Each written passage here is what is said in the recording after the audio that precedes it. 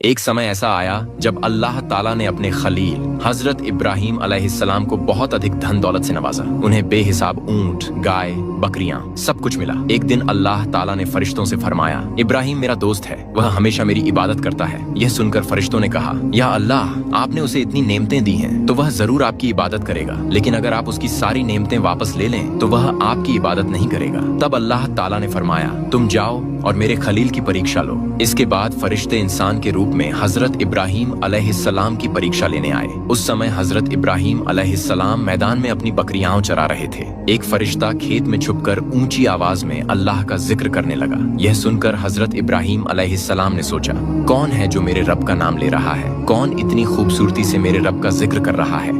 वह खोजने लगे और आखिरकार उस फरिश्ते को देख लिया जो इंसान के रूप में आया था। इब्राहिम अलैहिस्सलाम ने उससे पूछा, क्या तुम मेरे रब का जिक्र कर रहे थे? फरिश्ते ने कहा, हाँ, मैं जिक्र कर रहा था। इब्राहिम अलैहिस्सलाम बोले, फिर से उसी तरह जिक्र करो जैसे अभी कर रहे थे। फरिश्ते ने कहा, पहली बार मैंने अपनी मर्जी से जिक्र किया था, लेकिन अब तुम मुझसे जिक्र करवाना चाहते हो तो तुम्हें मुझे कुछ देना होगा।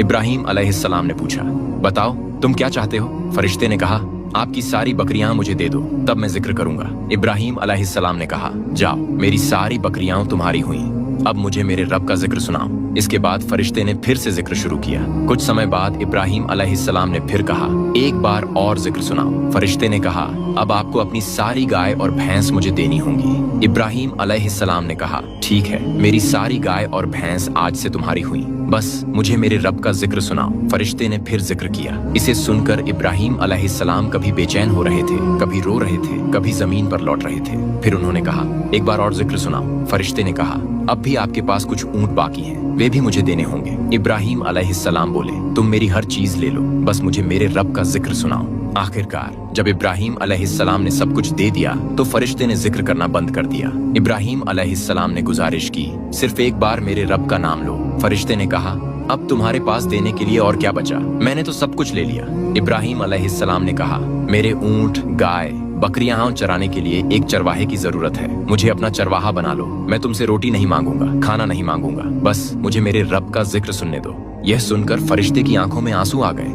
उसने इब्राहिम अलैहिस्सलाम को गले लगाया और कहा, मैं तुम्हारी परीक्षा लेने आया था, मैं कोई इंसान नहीं, मैं एक फरिश्ता हूँ। तुम वास्तव में इसके हकदार हो कि अल्लाह ताला ने तुम्हें खलील यानी दोस्त बना लिया। एक और घटना, हजरत इब्राहिम अलैहिस्सलाम की यह आदत थी कि वह कभी अकेले खाना नहीं खाते थे। वह हमेशा किसी रिश्तेदार को बुलाते थे, फिर खाना खाते थे। एक दिन वह किसी मेहमान की तलाश में निकले, लेकिन उन्हें कोई नहीं मिला। आखिरकार वह घर वापस लौट आए। उन्होंने देखा कि घर के अंदर एक व्यक्ति खड़ा है। उन्होंने पूछा,